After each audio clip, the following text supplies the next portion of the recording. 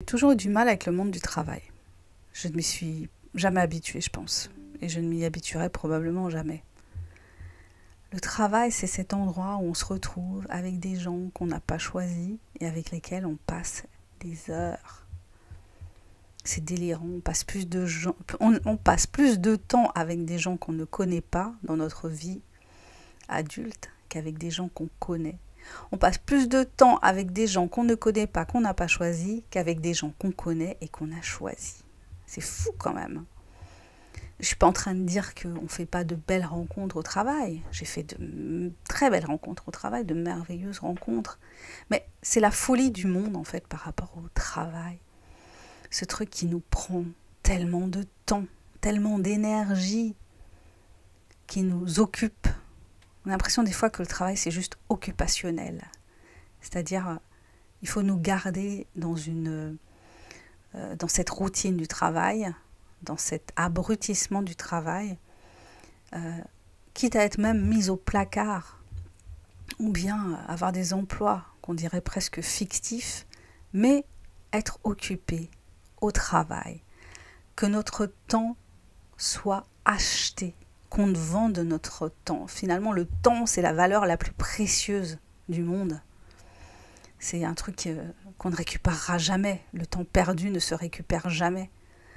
Et ce temps, on le vend, on le donne à un employeur.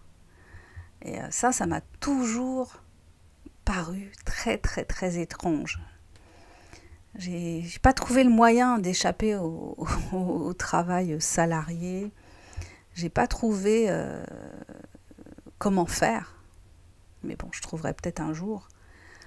Après, je dis pas que c'est pas agréable de voir du monde en fait, de socialiser. Ça permet aussi ça, le travail, de socialiser. Mais bon, je sais pas, il y aurait un juste milieu à trouver entre ce monde du travail qui est hyper chronophage et puis un équilibre de vie. Et moi, je pensais justement que l'évolution du monde, ce serait ça, ce serait trouver un équilibre de vie dans les pays industrialisés entre le travail et le repos, enfin le repos ou le loisir. Et finalement, on va pas vers ça parce que on voit que le chômage augmente parce qu'il n'y a pas de répartition. Il n'y a pas de répartition du travail. On pourrait se dire qu'on irait vers une société où tout le monde travaillerait à mi-temps, avec un salaire décent pour un mi-temps, puisque on sait que la valeur financière de notre travail est plus importante que celle qu'elle était il y a quelques années. Donc, on pourrait être à la recherche de cet équilibre-là, et comme ça, les gens auraient du temps pour faire autre chose, pour s'occuper de la société, pour faire de la politique, au sens premier de la politique. La politique, c'est s'occuper de la vie de la cité, c'est-à-dire s'occuper du monde qui nous entoure directement, et puis indirectement, enfin proche et lointain. Mais en fait, on n'a pas ce temps-là, finalement. Finalement, on n'a pas ce temps-là. On peut le prendre, évidemment, mais on n'a pas... la structure de la société veut qu'on n'ait pas ce temps. Puis c'est valable aussi pour le peu de temps, finalement, qu'on passe avec nos enfants quand on a des gamins. Quand tu regardes sur une semaine, les enfants, ils sont déjà dans ce modèle où c'est pas le travail qui occupe leur temps, mais c'est l'école, et ils passent plus de temps à l'école avec des copains et avec les instituteurs, les profs, qu'avec leurs propres parents. Et finalement, nous, les parents, on s'habitue à cet état de fait. Enfin, c'est très étrange, la façon dont on a dessiné nos vies modernes, et puis ce vers quoi on va, mais c'est étrange. J'ai l'impression que c'est plus une involution qu'une évolution. Bon, voilà, c'était ma petite réflexion du soir. Vous me direz peut-être ce que vous en pensez. N'hésitez pas à commenter, n'hésitez pas à partager, n'hésitez pas à me laisser des petits pouces vers le haut. Voilà, des likes. Voilà, écoutez, je me présente pour ceux qui ne me connaissent pas, je suis Sandra Ganval, je suis écrivaine indépendante, et sur cette chaîne, je partage avec vous ce que j'ai envie de partager. ça peut partir dans tous les sens, mais c'est si beau de se permettre de partir dans tous les sens.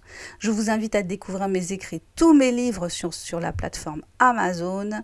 Et il y en a un en particulier qui parle de cette problématique du travail que je me suis posée il y a très très longtemps et qui s'appelle SOS Flemmard, qui met en scène 2 adolescents qui entrent dans la vie active et qui ont vraiment du mal justement à accepter toutes les contraintes de la vie active. Voilà, ça me rappelle une amie qui me disait qu'elle avait expliqué à son fils que quand on travaillait, on avait droit à 5 semaines de congé et qu'il hallucinait en fait de se dire qu'il n'aurait que 5 semaines de congé. Voilà, voilà. Ben, écoutez, je vous souhaite une bonne journée ou une bonne soirée en fonction de l'heure à laquelle vous êtes tombé sur cette petite vidéo. Je vous embrasse. Prenez soin de vous et de votre mental en ces temps difficiles. Et puis, c'est nous quand même qui construisons le monde malgré tout, malgré l'impression qu'on a d'être tout le temps ballotté, qu'on n'a pas le choix. Mais si on a le choix, on a toujours le choix. Même entre la peste et le choléra, on a le choix. À bientôt, bye bye.